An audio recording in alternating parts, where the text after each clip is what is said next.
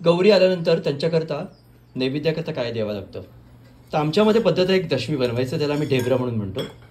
ज्यामध्ये काय टाकलं जातं तर दुधामध्ये पीठ, तांदळाचं, किंचितचं गव्हाचं पीठ, चण्याचं पीठ, चवीकरता कधी कधी रवा पण टाकतो आम्ही, आणि अर्थात साजूक तूप आणि गूळ आणि बरीचशी केळी, हे सगळं वातावरण एकत्र घ्यायचं आणि नंतर त्यामध्ये दूध घालून ते मळायचं.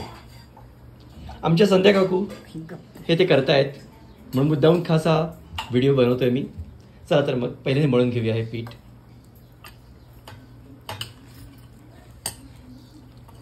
याला आम्ही ढेबरे म्हणून म्हणतो. गौरीला पंचपक्वान्न देतो, पण गौरी करता हा आमचा मोठा नैवेद्य आहे, जो पहिल्या दिवशी, दुसऱ्या दिवशी आणि तिसऱ्या दिवशी देखील गौरीला सकाळ संध्याकाळ पानामध्ये ठेवला जातो. ज्याला आपण दशमी म्हणतो तसाच हा प्रकार, पण थोडासा जाळसर असतो आणि गुळाचं आणि केळ्याचं प्रमाण जास्त असतं. आपल्या भारतामध्ये कोणतेही सणवार जेव्हा आपण करतो तेव्हा त्याचा नैवेद्य हा वेगळाच असतो. त्या नैवेद्यामागचं कारण काय असतं की देवाला असे काही पदार्थ द्यावेत की जेणेकरून देव नेहमी खुश राहील. आणि अर्थातच आपल्या आरोग्याकरता देखील हे सगळे प्रकार महत्त्वाचे आहेत, असं मी वारंवार म्हटलं आहे. दूध, केळं, कधी कधी वेलची केळी, गूळ, साजूक तूप, त्यामध्ये तांदळाचं पीठ, चण्याचं पीठ, हे सगळे पदार्थ आपल्याला आवश्यक असणारे प्रोटीन्स देतात, जीवनसत्व देतात.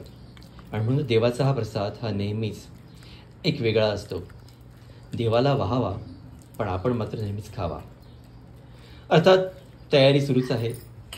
गॅसवरती मंद आचेवरती तवा ठेवला आहे आणि जेव्हा मिश्रण एकरूप होईल तेव्हा त्याची दशमी म्हणजे ढेबरं घातलं जाईल.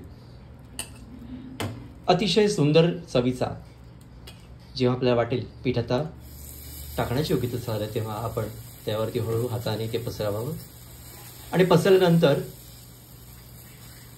जास्ती असा आकारबद्ध नाही, गोलसर प्रकार करून घ्यावा, कारण शेवटी ढेबरं हे थोडंसं आकारानं ओबडधोबड असू शकतं.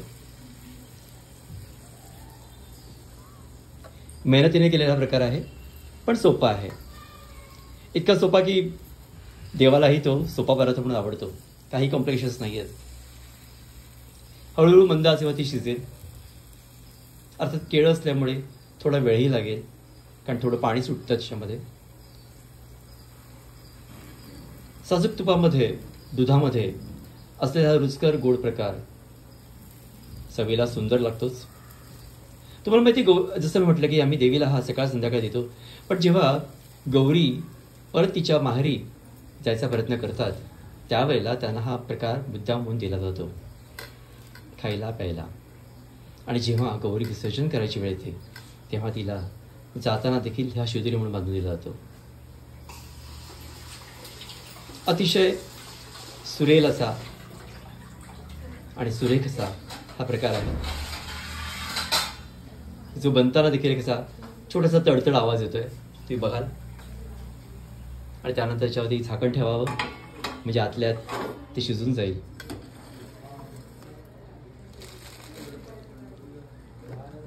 पदार्थ रुचकर होण्याकरता चण्याच्या पिठाचा थोडासा इथे वापर केला आहे, त्यामुळे सुरगटपणा येतो. रवा किंचित पोकळपणा देईल, थोडीशी खुसखुशीत भाग देईल, पण अदरवाईज ढेबरा हा प्रकार नरम असतो. आजकालच्या जगामध्ये टेक्नॉलॉजी वाढल्यामुळे आपण बऱ्याचदा म्हणतो की हे काय, आपण सध्या वेळे बर्फी तर वाहतोच आहोत ना. परंतु माहेर वाशिणीला कौतुक असतं घरी बनवलेल्या पदार्थाचं, आणि तो म्हणजे हे ढेबरं. गौरीला काही ठिकाणी महालक्ष्मी पण म्हणतात. म्हणजे महालक्ष्मी येणार आहेत, महालक्ष्मी जेवणार आहेत, हे आपण पुण्या भागामध्ये ऐकतो, बघतो त्याप्रमाणेच. आता झाकण जर काढून बघितलं तर तुम्हाला कळेल की ढेबरे हळूहळू शिजत आहेत मंद आचेवरती. थोडंसं उलटून बघायचं बरोबर आहे का. गुळाचा एक थोडासा किंचितसा गोडसर असा आणि किंचित करबड असा वास येईल तुम्हाला, छान वाटेल त्या वासामुळे. आणि अर्थात आता ह्याच्याबरोबर आम्ही जनरली लोकांना खायला काय देतो, प्रसाद म्हणून पण जे येतात त्याला पण आम्ही हा तुकडा तुकडा देतो. आणि त्याबरोबर एक केळ्याचा काप. म्हणजे काय होतं, डेबराचा सुकेपणा निघून जातो. उरल्यानंतर हे असं दिसतं. बघा किती सुंदर झालंय. आणि जवळ परत मंद आचेवरती ठेवावं. काथ्याने थोडंसं दाबून मग हे डेबरं तयार होतं. थोड्या वेळाने ते पूर्णपणे शिजतं आणि त्यानंतर देवीच्या प्रसादाकरता एकदम तयार. अतिशय सुरेल आणि सुरेख असा हा प्रकार. सुरेल मुद्दाम म्हणतो का त्याची जी मंद आवाज असते ती पण मस्त आवाज करते, जणू काही त्या नैवेद्यमागचं संगीत. आणि रुचकरपणामध्ये हे छानच लागतं.